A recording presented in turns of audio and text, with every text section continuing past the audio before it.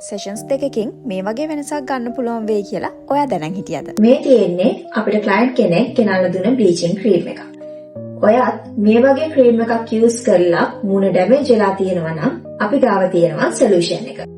අපිට පුළුවන් වුණා ඒ ක්ලයන්ට්ගේ ස්කින් එක මේ තත්ත්වෙන් මේ තත්ත්වෙට ගේන සෙෂන්ස් දෙකකින් කිසිම ඉන්වේසිව් ප්‍රොසීජර් එකක් යූස් නොකර.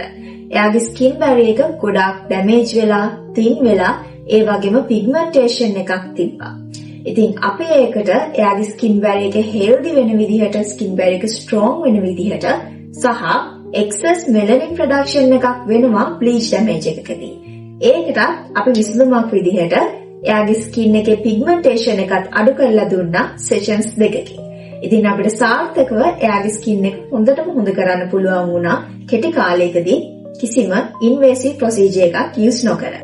ඉතින් ඔයාලට පුළුවන් බ්ලීච් ඩැමේජ් එකක් තියෙනවා නම් කිසිම ට්‍රීට්මන්ට් එකක් ප්‍රොඩක්ට්ස් යූස් කරලා හොඳුනේ නැත්නම් අපිව කන්ටැක්ට් කරලා ඔයාගේ ස්කින් එක රිකවර් කරගන්න.